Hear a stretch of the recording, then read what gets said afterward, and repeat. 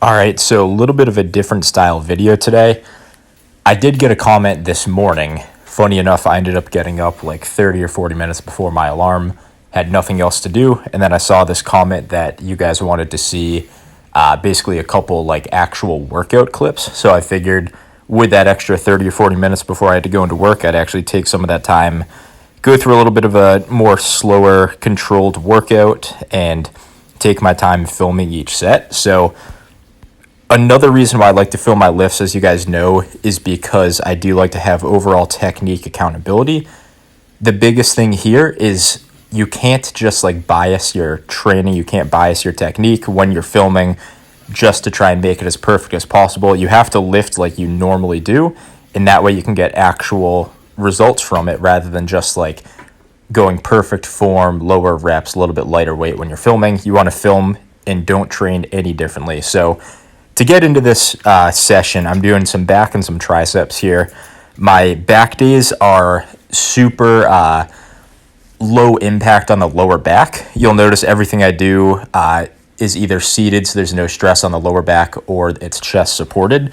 And I do that because I'm getting closer to the kind of advanced stages of lifting. I am by no means near or at my potential. But with that being said, there's just no point where I've gotten so strong to keep doing the stuff to my back. Like I don't get any more benefit from a barbell row than I do from a machine row. But to get into the actual workout here, I started off with some neutral grip lat pull downs on the mag grip. I find that it just is super easy on the grip, makes it very easy to hold, takes a lot of the forearms out of it, and lets me target my back a little bit more. You'll notice that my grip is about shoulder width. It might be just a little bit wider, but my form here, it's also in 2x speed, just as a heads up, so I'm going half the speed in the real time. I try and keep my elbows tucked in at about 45 degrees. I'm mostly trying to work my lats here.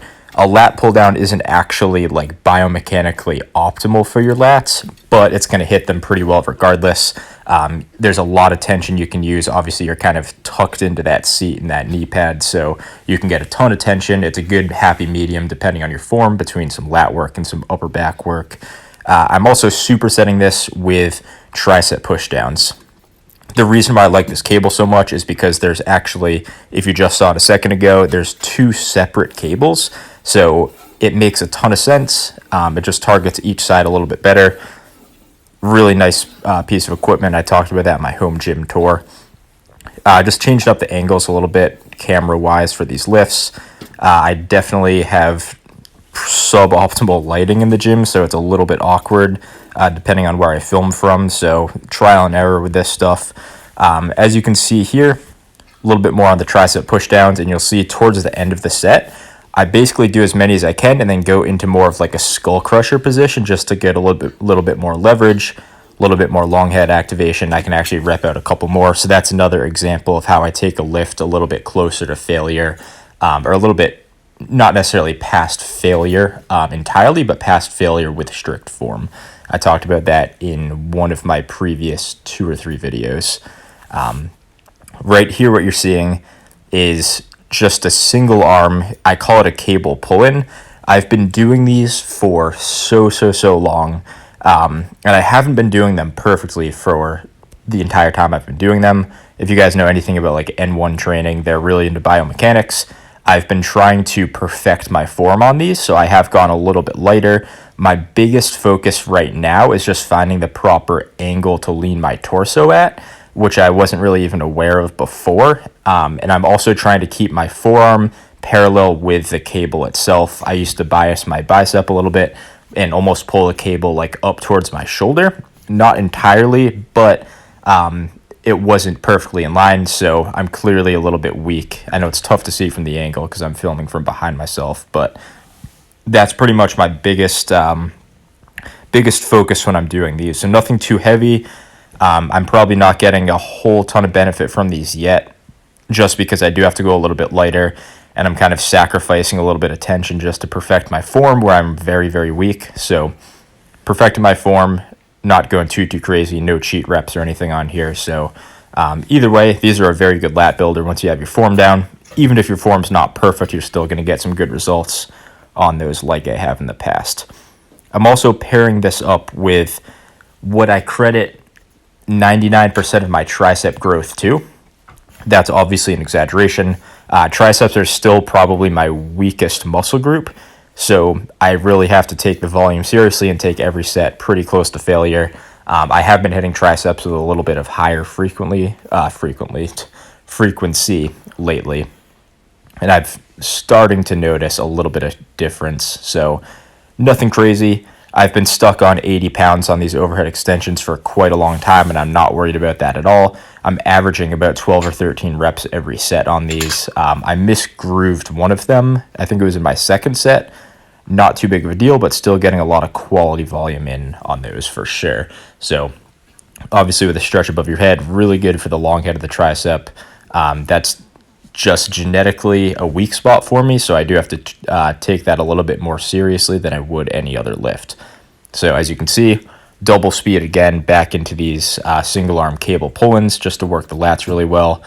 Lats are something that I have not focused on very much until the past couple months, so I am trying to get a better kind of mind muscle connection, a little bit more volume, and definitely a lot of like direct work to them. So I think they're a super important muscle group, as I've kind of talked about before, so trying to emphasize them as much as possible. I definitely take my lat training, my tricep training very seriously. Here's my second set on the overhead extensions. These just barely sneaked past the brim of my hat. I thought I was going to have to take it off, but as you know, part of my channel is the hat, so can't really remove that. Maybe one day, once my hair is fully grown out. I'm in that awkward phase right now. Back into the pull-ins, a little bit of a different camera angle. I'm trying to show you guys a little bit more of that angle with my forearm and the cable. So it's kind of tough to tell still from this angle. But as you can see, I'm trying to keep my wrist a little bit lower down than usual. I would usually almost pull the cable in my wrist in up to my shoulder. So definitely trying to avoid that. Like I said, just trying to keep my forearm parallel with the cable itself. Get the most activation I can on my lats. And this is a work in progress, guys. You just have to be patient and don't worry about the weight. Focus on your technique, and the better your technique gets, the stronger you get in that movement and the more weight you can slowly add over time. So don't rush anything. Don't sacrifice your technique just to add a couple pounds. That's very counterproductive, as I talked about in my last video. The importance of technique accountability, or what did I title it? The importance of technique resetting, or resetting your technique. I think I ended up changing that. Next one I'm on here. This is an incredible piece of equipment. This is a plate-loaded machine row, and as you can see, it's a 45-degree angle from the bottom to the top. 45, it's, yeah, maybe I guess it's a little bit more, maybe closer to like 90 degrees. So as you can see, just based on gravity, the farther you pull up, the lighter the weight gets, which allows you to get a much better contraction on your back. The problem with a lot of free weight movements is they don't really match the strength curve of your back, and it is very hard to get an actual good contraction. Whether the contraction matters as much as we think it does or not, I think it's still crucial to get it. It lets you go through a full range of motion, and this thing I find, I don't know if it's just for myself or it would work for everybody, but the tension curve on that thing is just incredible for myself. Here's another angle you'll see here. You can kind of get a little bit of a better idea. Yeah, maybe it is like a 45-degree angle from top to bottom. So much lighter when I'm at the top, get the full contraction. My focus here is I do try and flare my elbows out just a tiny little bit at about a 45-degree angle. I'm trying to work my upper back here. I'm trying to work my traps, my rhomboids. I don't really feel rows a whole ton in my lats, especially when it's a little bit of a lower row like this. So I'm trying to keep my elbows out a little bit, work the rear delts, the rhomboids, and the mid to lower traps. I have never felt my upper back like this before in any lift, so this is absolutely incredible and highly recommend it if you have access to that machine.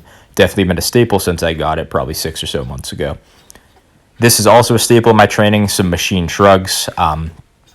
The PowerTech machine isn't the best for it because you have to awkwardly stand on top of the built-in bench. and at the same time, the grip is super narrow. So if the grip was like a couple inches wider on each side and you could remove the bench, that would be awesome. But I'm also working in a gym that is literally in my basement, so you have to kind of pick your battles with this stuff. But either way, definitely loving these. Really good for the traps. You just put a bunch of weight on, focuses on the weighted stretch here. The contraction is decent, but not my main focus. But that's pretty much all I've got for today. So thanks for watching. Let me know if you have any questions.